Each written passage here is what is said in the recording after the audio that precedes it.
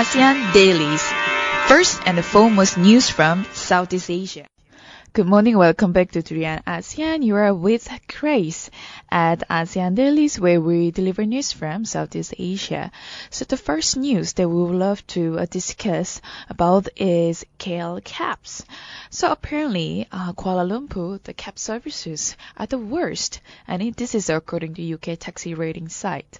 So not so sure what you guys really will give the opinions on this, because after the innovation in the taxi services, especially My Taxi and Grab Taxi. And top of that, we have a very famous application, which is Uber, which has really brightened up our lifestyle. So, but apparently still, when it comes to the facilities and the services that compared to other countries, KL scored the worst in taxi services. So they are gaining sort of international recognition, but it is not the sort of recognition. It was rather with their bad attitudes. So British taxi comparison site londoncabs.co.uk has placed Kuala Lumpur taxi drivers at the top of the list, comparing to the 10 worst taxi drivers across the globe. And apparently drivers from Kuala Lumpur are well known for overcharging clients and detouring. And this is the common incidents that us, as in with the clients, taxi clients, have been sharing online and the newspapers. And it's pretty well known that there are lots of stories. Well, even though they are supposed to charge by the meter, many drivers, they just refused from doing so.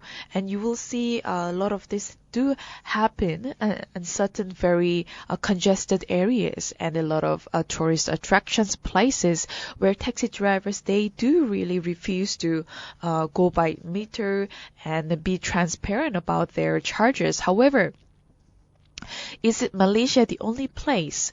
The article they did survey further describes taxi in Kuala Lumpur as rather old and in poor condition. Perhaps they are looking at the general taxi stations in Malaysia.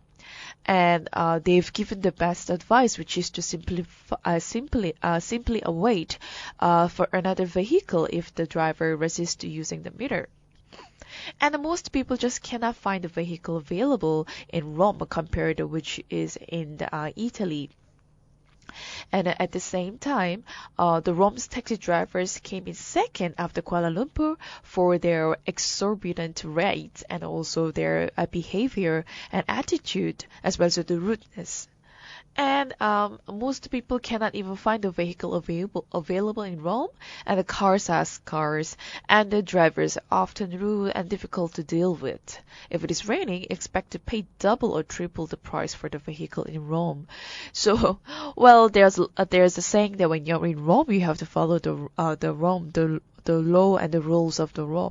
However, when it also comes to the services, well, people can't stop but they're comparing a lot of facilities and that they have been encountered and facing so far. So, well, buckle up, both Italy and Malaysia. Hopefully next few years we don't need to hear that Malaysia, the Kuala Lumpur taxi drivers, are the worst around the globe. And moving on to next news, which we want to discuss about the quite tragic incident that happened in the Philippines. So about at least 36 people they died in the Philippines ferry sinking, and so far 118 people they survived.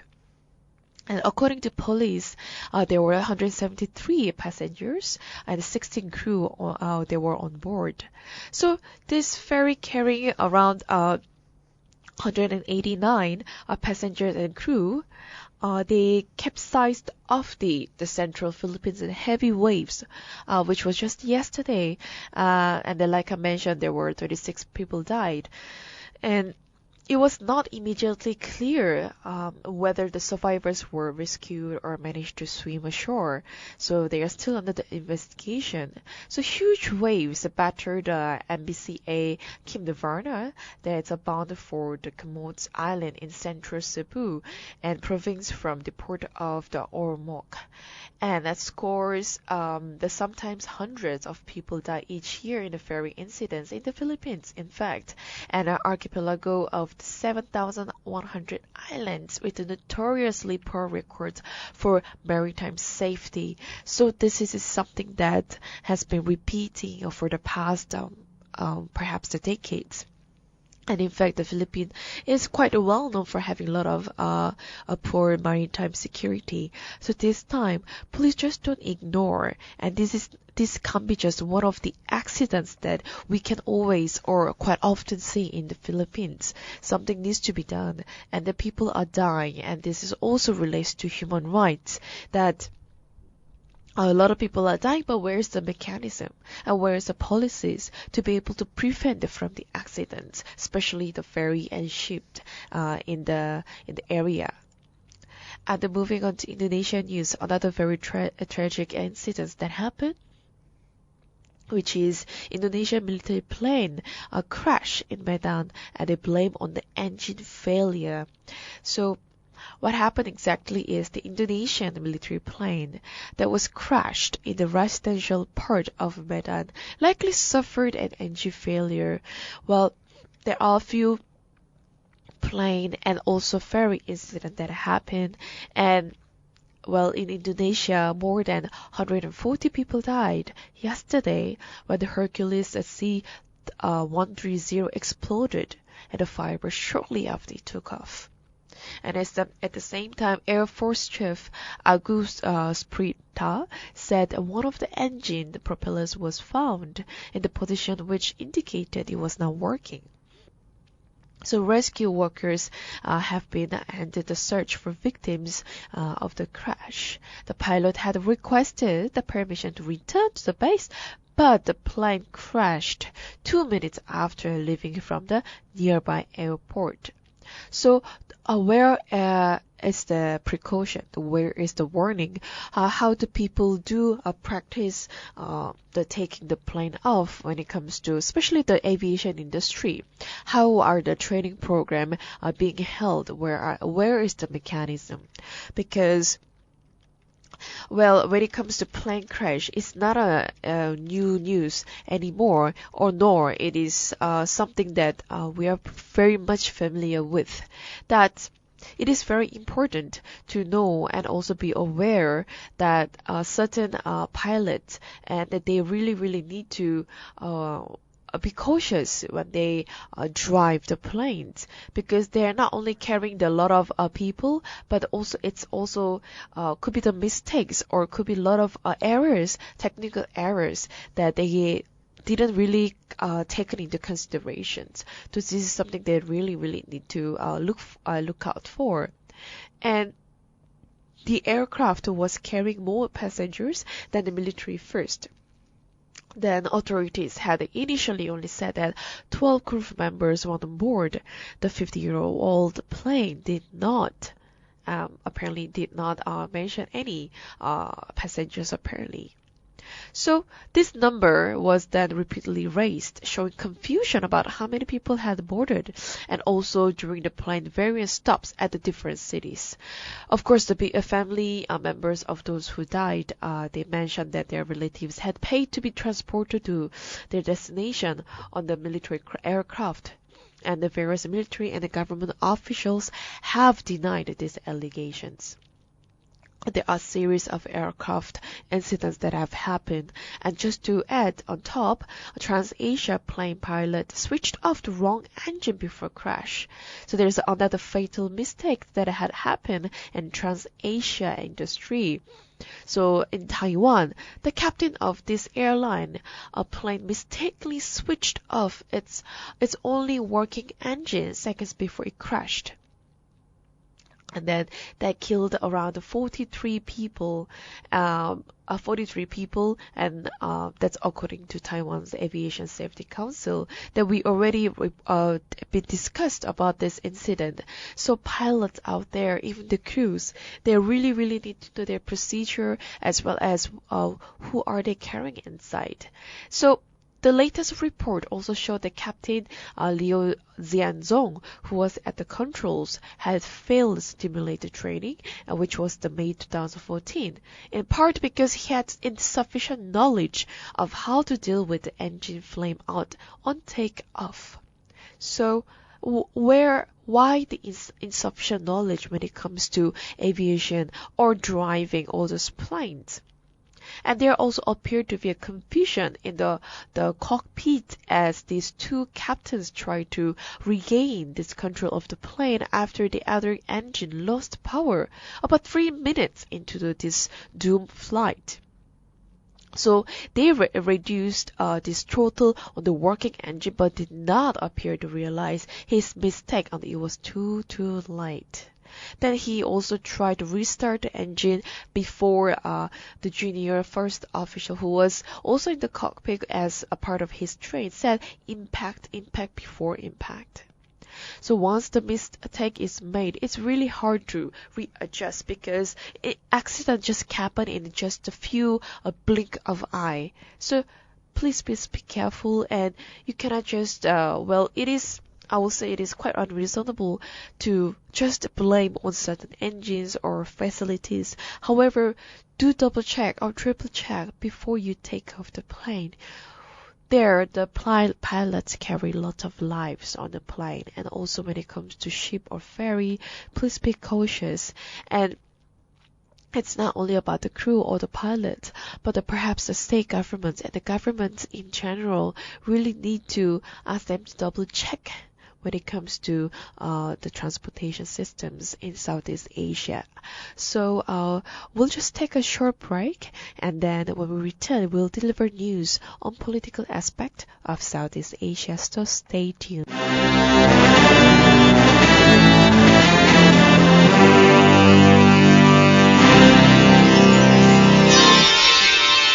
ASEAN Dailies. First and foremost news from Southeast Asia. Welcome back to Durian ASEAN, the voice of discovery. You are with Grace. Hi, this is Gowri. Hi, welcome back, Gowri. Hi.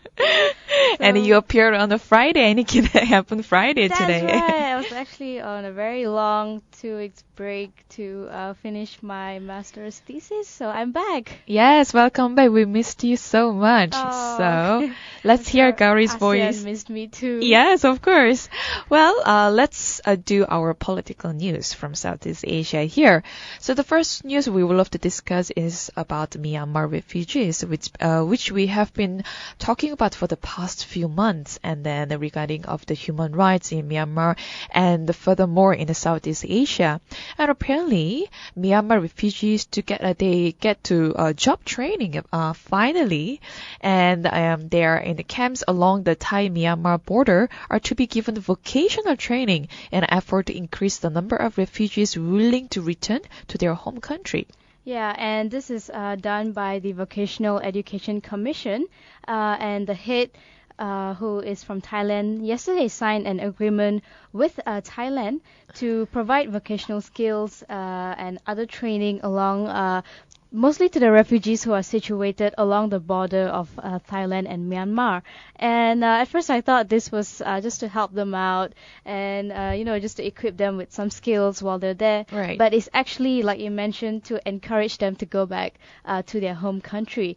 And of course, we know that in Myanmar, they do not really recognize the Rohingyas, and that has been an issue lately. But they are saying that, we hope the project can help refugees get ready for life outside the refugee camp, and also possibly encourage them to return to their homeland. And there's also approximately 100 hours of work involved in the courses that is being offered. And at present, there is at least 150,000 people displaced persons, as the Thai authorities refer to them, and they're all in this government-run camps. I think a total of 9 camps that is situated along the Thai-Myanmar border. This is very positive news coming from especially from Myanmar, because so far what we have been discussing was mostly they refuse to take Rohingya community back to their country. They only want to persecute them and also giving very unfair treatment to them. But then having this vocational training session from dressmaking, construction, mechanics, and even hotel management, although all those unskilled people will be able to develop their skills, even to find out what they are good at. Mm-hmm. So this is good opportunity for them in Myanmar. Right, and I think there are actually 2 ways to look at this, because in one way, the refugees in Myanmar did not actually leave the country because of job, right. because of they couldn't find a job or, for economic reasons. But they have been in Myanmar for a very long time because of the border issues back in the days when they decided on the border, and some people went to Bangladesh, some people had to be placed in Myanmar. So I don't know if the best way to solve this is to give them training, because that is not the root of the problem. But then again, of course, it's also a positive thing, like you mentioned, because it does give them the necessary skills to survive outside the refugee camp. Yep. If they decide to go back to their home country or whatever it is that they decide to do after this, they will be more prepared for sure compared to how they were, the state of them before, and also they will be really capable of contributing more to the economy. That's very good point. Because after all, Myanmar wants to move forward, and they're having the transition period from military government to democratic government. So a lot of issues are there, ups and downs are there, and especially Myanmar is heading to have elections very soon this year. So this is a very good movement coming from the Myanmar. And apparently these programs for laborers or people will firstly be offered at 2 camps in the Ma Hong Son, although there were plans to expand them to 7 other camps in the near future. And this is very, very good news. And first of all, having these vocational camps in the Myanmar, it's also for them to provide the education system and how to, not education system in an academical way, but then practical way. So it's really a eye opener for all those people. Yeah, and back in Myanmar, typically when it comes to refugees, they are given some training, but in the case of the Rohingyas, of course, it's different. They were actually they were denied of their education rights. They couldn't go out and go to college or go to school like a normal citizen, and they couldn't get a job. And I think it's great that things are turning around now, that they are actually getting the opportunity to go for this training and to equip themselves, and they don't have all this ridiculous barriers anymore. Exactly. And they are being given their basic rights, so hopefully things will look up from here. And at the same time, hopefully the Myanmar government to stick to their words and their plans. And then we really want to see hopeful actions that are taken in Myanmar. So moving on to the next news to talk about ASEAN perhaps, which is another positive news, that ASEAN nations, they want to strengthen law and enforcement against human trafficking. And human trafficking has been one of the biggest issue when it comes to human rights in Southeast Asia. And they agreed, which was just the last week, to strengthen the laws and enforcement to tighten the news around the human trafficking rings that have been blamed for thousands of migrants from Bangladesh and also Myanmar. Yes, you're right, Grace. We do have a very, very bad reputation when it comes to human trafficking in Southeast Asia and Malaysia, as the ASEAN chair is also not being very proactive, not doing much about it. But they have actually reached a consensus, finally. I think we've been waiting for this for quite some time. Exactly. And they have decided that they will work together with all the other ASEAN countries to take legal action against all these human trafficking syndicates. But there's also some criticism on Malaysia, of course, as the ASEAN chair, that first of all, we are one of the main destination for all these refugees or even migrant workers who are coming from all over the place, whether it's Bangladesh or from Cambodia, or from Vietnam or Indonesia. And although Malaysia has been kind of speaking out against it, they have still been backing up Myanmar when it comes to the refugee issue, because they don't think that we should be interfering in their domestic policies. Well, yeah, that's what we discussed before.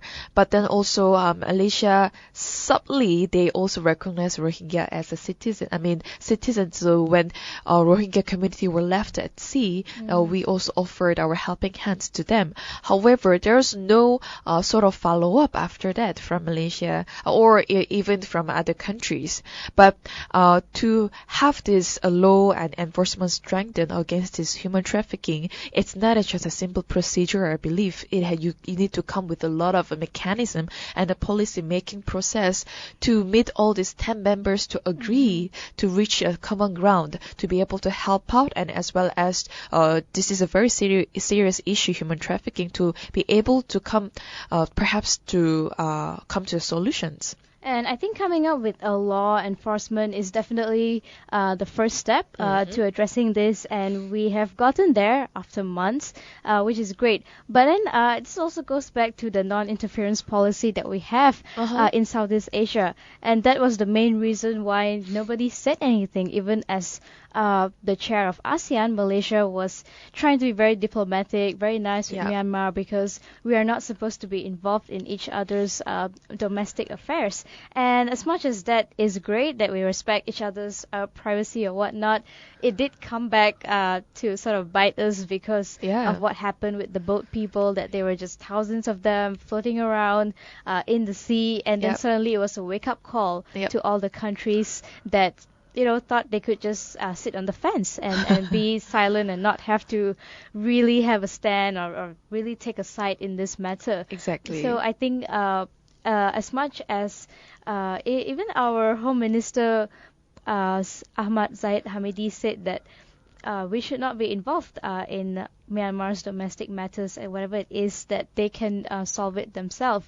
But I do think that there needs to be a bit of pressure from the other countries as well, especially from Malaysia, as much as we try to be diplomatic. And we want to, of course, take care of our relationship with Myanmar, but we should still have a little bit of pressure on them too, of course, because there's a lot of pressure on Malaysia as well, that they are not doing anything. Yeah, I mean, each country has their own internal issues, and that they don't expect other helping hands from externally. They would love to solve by themselves. However, it is not so bad to giving helping hands and then expressing one opinion, saying that that's their own issue, so we don't need to help them. We don't want to interfere the issues. I will say that's a very selfish way of approaching, because after all, we are trying to achieve ASEAN, and that's one community, and everything is said to have led in the ASEAN way, and a people-centered community. So that's when people do raise questions. Where are all those slogans? They don't meet the expectations. So rather than expressing such way, it's really better, and also perhaps reach better to have the ASEAN community by helping each other. I mean, like I mentioned, a lot of issues have been just floating around, but where is the really firm and strong opinion standing among ASEAN to solve certain issues? And human trafficking, again, is one of the biggest issues that's been going on in Southeast Asia. And I agree with you, it's not only selfish, it's also not really looking at the bigger picture, because we are just focusing on, okay, let's not try and cause any tension between the countries, and they are just looking at that smaller picture. They're trying to work on having a good relationship with all the countries. But if you look at the bigger picture, if, like you were saying, if we are heading towards ASEAN, somehow or other we are all interconnected. We do have workers from all over Southeast Asia, all the way from Indonesia, Philippines, and all the countries up north. And there's no running away from actually taking accountability. Yeah, that's very true. And I'm not just talking about Malaysia as well. Same goes for Indonesia. Same goes for Philippines, all the other countries, because even Indonesia has been having a lot of problems with the workers that they send over, and they did step up. And I think President Jokowi was bold enough. He did say that I'm taking all my workers back if you are not treating them well. And I think that is the kind of the accountability that we want. Yeah. So hope that we can see more actions coming from ASEAN. And on top of that, ASEAN launches fund to share the cost of hosting trafficking victims. So apparently Malaysia has proposed that each ASEAN member country make an initial, which is around 377,430 ringgit. Is a huge amount. It's around $100,000 contribution towards the fund, and this is adding that Singapore has pledged around $200,000. Yeah, so that's your follow-up, Grace. Yes. I guess this is what they will be Exactly. doing. Because of the boat people issue, the whole migrant crisis that we had, they have come together and decided that we should share the cost, so it doesn't just fall on a few countries that are actually affected by the issue. It's a collective effort. Everyone is responsible for it, so they will be pledging, like you were saying, at least $100,000 from each country. And while our home minister again is quite optimistic about this whole effort, and this will be managed by a Jakarta-based ASEAN Secretariat. All right. To handle this matter. And I have a little bit of a concern here when it comes to this huge amount of funds coming from each ASEAN member, because ASEAN is strictly combined of a lot of ups and downs economical states. I mean, not all the countries in ASEAN are as strong enough economically. I mean, Singapore perhaps, Malaysia can be, one part of that, Indonesia perhaps, but where is all this Cambodia, Laos, and the Vietnam, perhaps the Philippines, the economical state is not that strong enough. So when it comes to this agreement to have this fund supporting system, I am not so sure whether all the countries will agree or not. And I think since you mentioned that, Singapore, because it's more advanced than the rest of us, they are actually going ahead to donate $200,000 US dollars because they are well off and they can actually afford to pay that much. And I think another issue that we should bring up as well is corruption, because you were saying that you were concerned about the massive amount of money, and this is a lot of money being involved. And of course, we are also well known for corruption, especially in Malaysia, Indonesia, I think Philippines, just pretty much most of us here. So that will be another concern as well, to make sure that the funds really go to all these human trafficking victims and they are taken care of and be given what they deserve. So that's it for our news on the political side of Southeast Asia. So when we return after this break, we'll share more news on the economic and the business side of Southeast Asia. So stay tuned.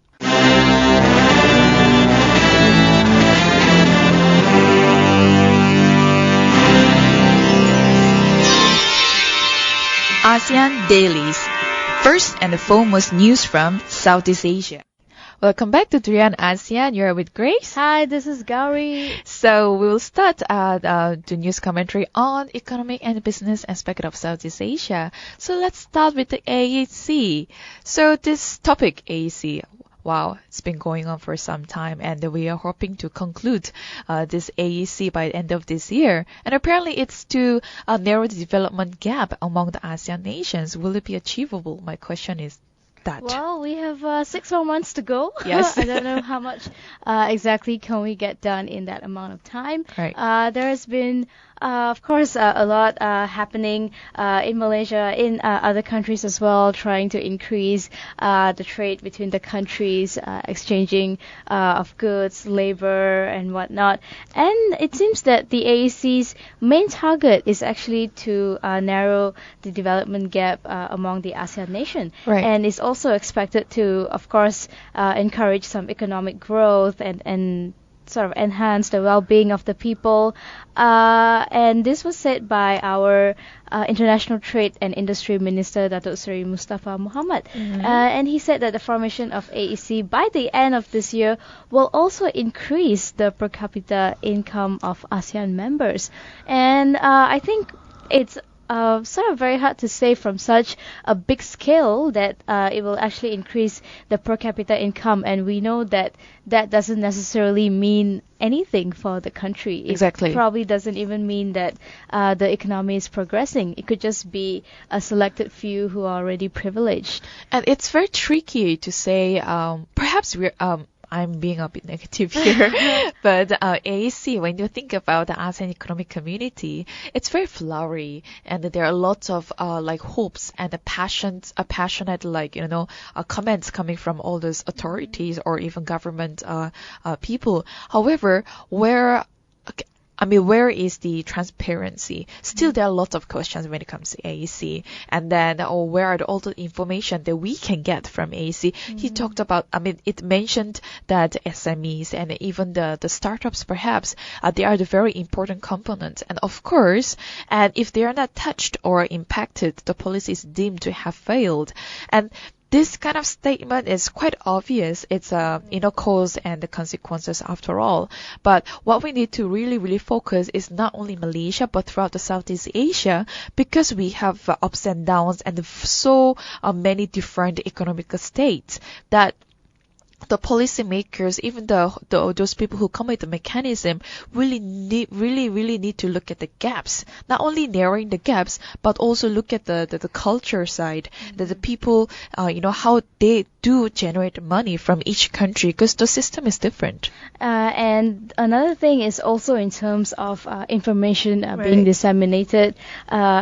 I think you were also mentioning a bit about transparency just Yeah. now. And it's also about how much I can actually reach people, because they do stress over and over again that Yes. SMEs are the most important component when it comes to realizing AEC. They really want to push all the SMEs to go regional, that you don't think of just a domestic or Correct. even a national market. They want you to think of a regional market, all the untapped potential market that you have in all over Southeast Asia, and how you can reach out to all these people and market your products as well. Exactly. But then again, when it comes to getting the information out there, of course, we've had like you were saying, a lot of flowery, promising language. But the reality is that they have said themselves that if the SMEs are not impacted, then AEC is a failure. So in order to do that, I think the most important part is to actually get it out there and make sure that all the businesses, all the SMEs are aware of what kind of benefits they can reap from AEC, so they can actually make use of it. Because I think as of now, AEC is still something somewhat a foreign concept to most of the local enterprises here and Yes, other you could countries. be right there. And to add a bit of maybe positive and also a bit of negative news, because when we just compare the ringgit to US dollar, especially when ASEAN wanted to come up with the funds for human trafficking, we just saw the figure that perhaps the 100,000 US dollar before it could have been 3.2 something, but now it has raised up to 3.8, 3.7, and there was a little bit of decrease in the ringgit value from 3.8 to 3.74, but it's not so much. And then that wouldn't give a huge impact on our daily lives, because now we have to really convert perhaps 1 ringgit to just to times 4, not 3 anymore. Same goes for Singaporean dollars. We just need to times 3, not 2 anymore. Right, thank you, Grace. But I think this is according to the Fitch's report, which said that the worst is over for the ringgit. And I don't know how true is that. I agree with you, 3.8 to 3.74. Not so much, but probably quite a bit uplifting for Malaysians who have been suffering so much since the implementation of the GST. Yep. And as much as we were promised that the prices will not increase, it did increase. I would say horrendously. Yes. And a lot of people have been complaining about how the cost of living has become so high, not only in KL, but probably in other states as well. And this is, of course, being a burden to most people. I think even on Facebook, you see a lot of people posting things like, okay, 5 years ago, this is what I could buy with 50 ringgit. Today, this is what I can buy with 50 Exactly. ringgit. It's only one or two things. And also, like you were saying, when it comes to the rate of conversion, of course, back then it was 3.1, 3.2, but now you might as well just times by 4. Round it up to 4. It's that much. Yeah. But it seems that because of this little improvement from 3.8 to 3.74, we are expected to have a more balanced budget for next year without actually having to borrow to finance our expenditures. So I think that's a great move because we are already in debt, a lot of debt. People are starting to get worried. Yep. So it's great that it will be improving our national finances. Hope that we can see more positive decrease in the ringgit, that we can really we can be proud of our own money and our currency, and not only here but also throughout the Southeast Asia, because after all we really want to achieve AEC, and with this very expensive currency, it is hardly that more people will suffer from here. So we'll just end our economical session here. So after this break, we'll come with perhaps more lighter side, but the fun news from Southeast Asia. So stay tuned.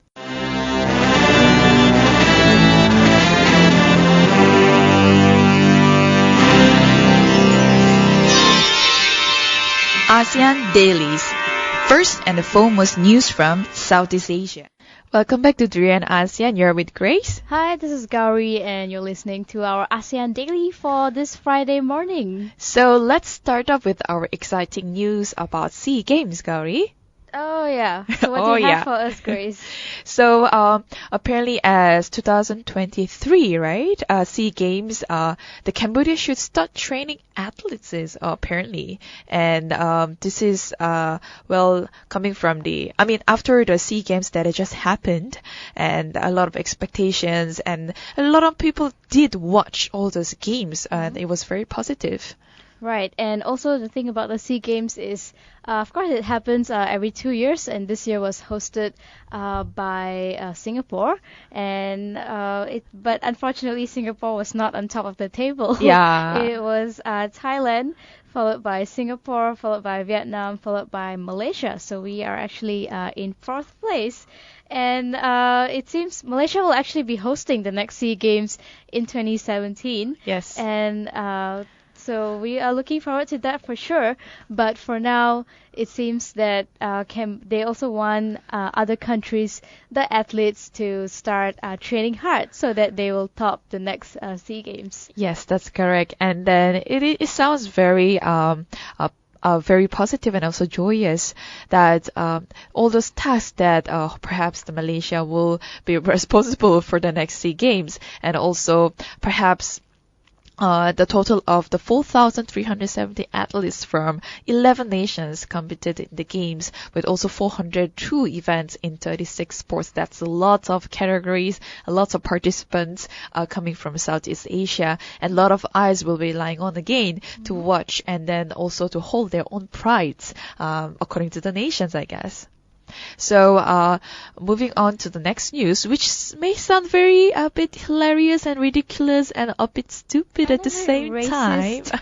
And also racist, yes, of course. So, Google, they apologizes photo application.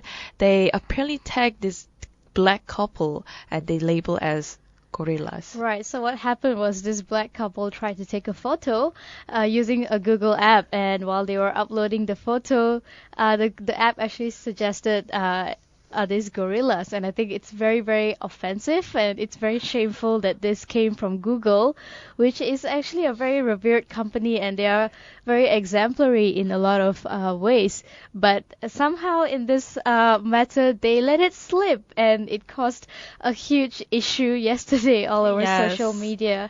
But they have come up, they have apologized to the couple, but it's still something that I think could have been avoided from the start, because it's Google we're talking about. Yeah, exactly. It is quite embarrassing, isn't it, coming from the huge company like Google, and that they apparently had this software they can label depending on the recognizing the places, people, and object in the pictures. So they it's probably a huge need to fine-tune it a little bit to differentiate a human face from a non-human face. Perhaps they really need to update, super duper update their technology and the software just to make sure that it wouldn't happen again. Otherwise, Google will be known for very notorious reasons. So just before we wrap up, I just want to give a little update on the Copa America that's happening right now, which is the Latin football matches. And the finals will be taking place tomorrow, and it will be between Chile and Argentina. And for third place, Peru versus Paraguay will be today at 8:30 p.m. Local time, and the finals will take place tomorrow. So look out for that one as well. So we have our social media channels. So do give us the feedbacks on our Facebook, YouTube, Twitter, and Instagram as well. And do visit us our website at durianasian.com. And of course, don't forget, if you're on the move and you want to listen to us, you can just download the TuneIn app on your smartphone, or you can also download the Durian ASEAN app, which is ready and it's That's correct. It's up and going, so you can just listen to us straight from the app right now. And just stay tuned for the next session. We'll be talking about the mega festival that will happen in September called KL Art International Festival.